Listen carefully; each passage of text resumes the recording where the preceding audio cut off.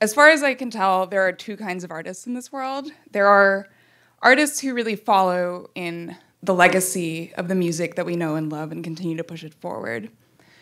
And then there are artists who continue to carve out new spaces in the oral universe and redefine the experience and presence of what music can be. The artist we're about to see today is the latter. But before then, please welcome Neil and Nick from Slowdive. So the new record is Everything is Alive. Yeah. It's an album that reckons with the passage of time and starting anew.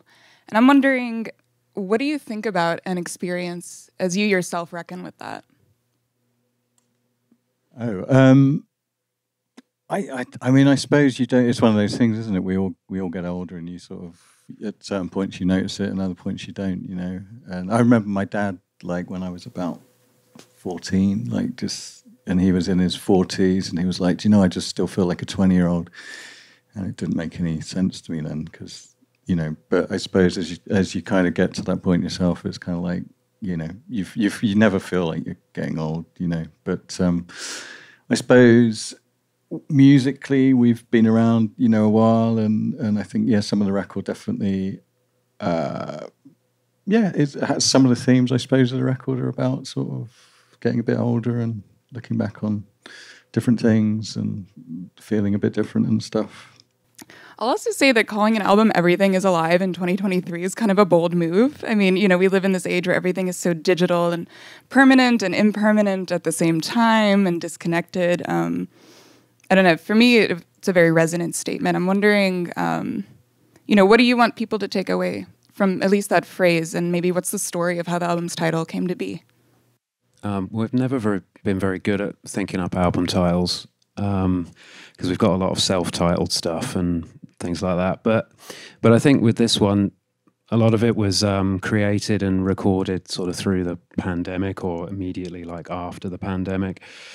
And, you know, we all had, you know, different experiences through that. You know, there were some quite negative experiences and, you know, a lot of life changes happened for us as well as a lot of other people. But I think the title appealed to us because it sort of showed that there was like hope at the end of it, if you like. So, you know, a lot of the music we make, people think is quite melancholy, but we're not melancholy people. Although we may seem it today, but that's just because we're tired. So just having the title, you know, Everything is Alive, it just sort of, you know, we felt that it sort of gave some hope to the sort of feeling that we'd had over the last few years. It was a long process recording the album and stuff, so like a chink of light at the end, you know. Yeah, it does, especially by the end of the record. I mean, it feels quite literally alive, vibrant, organic. And hopeful, I'd say. It's not. I think rumors of Slowdive being kind of a glum band are greatly exaggerated. So, and we did think quite seriously about the track listing as well, and about what should start the record and what should finish the record. And you know, everything is so different nowadays as to how you're supposed to do those things. And you know, we were told, oh no, you have to do it in a certain way for streaming and all that kind of stuff. But you know, we did stick to our guns to try and order the record in the way that we wanted, with the final track being the final track. And so we treated it much like a record that we would have made in the 90s in that way, I think. So, you know, sort of the order of the tracks is quite important. What were some of your considerations as you were thinking about that? And maybe what was some of the outside noise that you were reckoning with?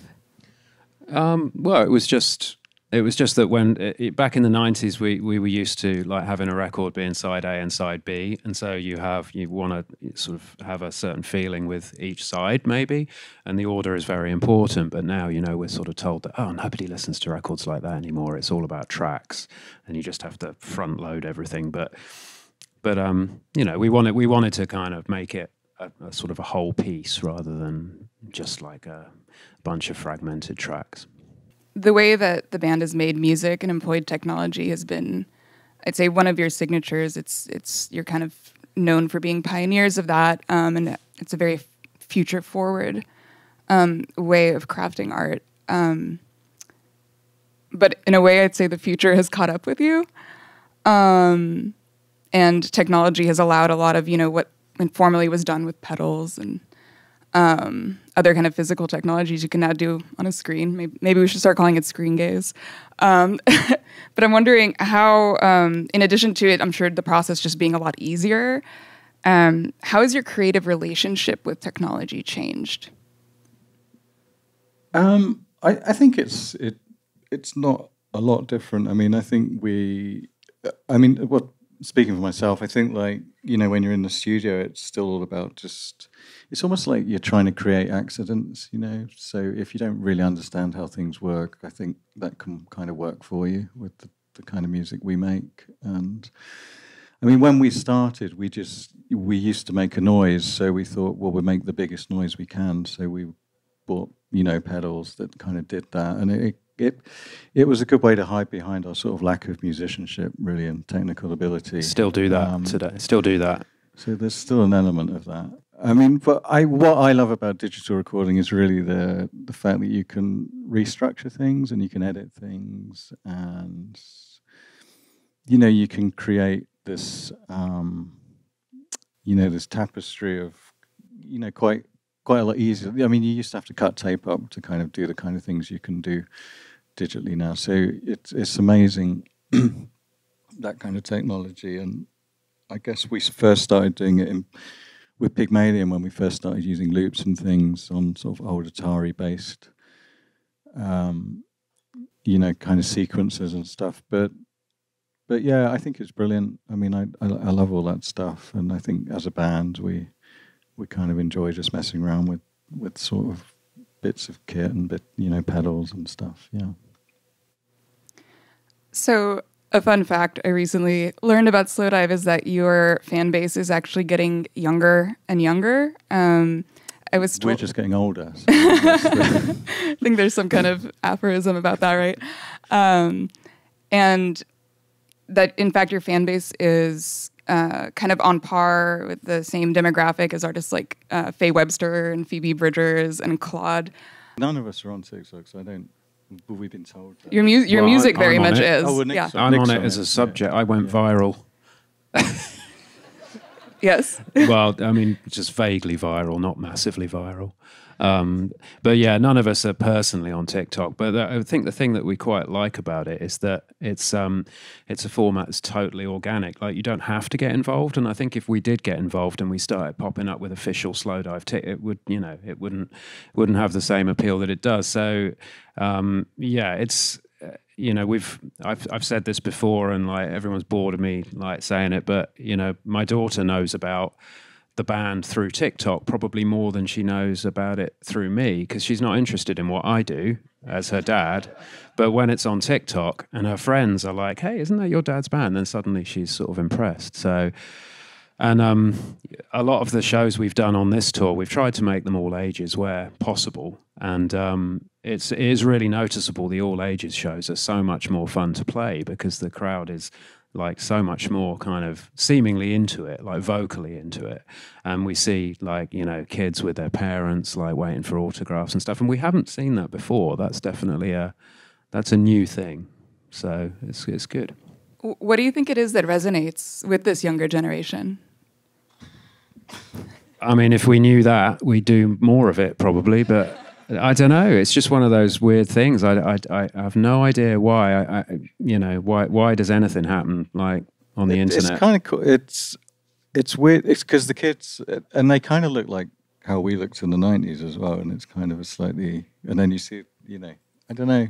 But yeah, we don't know maybe it's like the music has a kind of teenage appeal. I remember like the first time we ever came to America, we were, 18, 19, and we were playing shows that kids our age couldn't get in, and you'd sort of meet them after the show. They'd be hanging out outside, really upset because they couldn't get in the show. But we, and obviously we connected with the kids our ages, and it's kind of interesting that we still kind of feel that sort of connection sometimes, yeah. How does the fact that your fan base is getting younger and younger make you look back on your own past and the fact that you were that age that they are now when you were first forging the sound of Slowdive? I mean, as I say, I think it's kind of interesting because the fashions are kind of similar to when we were kids as well, and I don't know. I suppose it just surprises us, you know, and it's really nice, and we kind of enjoy it, and you know, as Nick says, the gigs are kind of always fun when there's a few younger people in the audience. So. And I think when we came back in 2014, we expected that the audience would be mostly people of our age who experienced the band the first time around, and that was broadly true. But it has gradually sort of skewed younger, and this album definitely, like, you know, has made a sort of a massive leap to that. It's not to say that, you know, we don't appreciate the oldies like us as well. Of course we do. But yeah. We love everyone. Why not have it all, right? So being in a band is hard enough in the best of times. Continuing to put out new music, create new music is hard enough in the best of times. And your music has certainly been a really big part of what we do here at KCRW for the past 30 years. And I'm wondering, on a personal level, what does continuing to collaborate together and play together provide you with? Besides paying the bills, I'm sure. I mean, we're all really different individuals, but we're quite similar to how we were back in the 90s. And so, as individuals, I mean, but we're all quite different characters. And I suppose one of the differences now is that we're not together like constantly like we were in the 90s. Like a bunch of us shared a house in the 90s, and that, you know, so it's sort of like 24/7. Whereas now we're all living in separate parts of the country, and we get together to rehearse and to record. But there's something like, if you took any one of us sort of out, you know, something would be missing. I know a lot of bands probably say this, but I think with this band, it's particularly true. It's like, you know, I couldn't say specifically what it is that I bring to the band, apart from, like, I'm good at booking airline tickets and stuff. But, you know, the five of us together do seem to have, so something happens when the five of us get on stage together or get in a studio together, and that I don't think would be the same if one of us was taken out.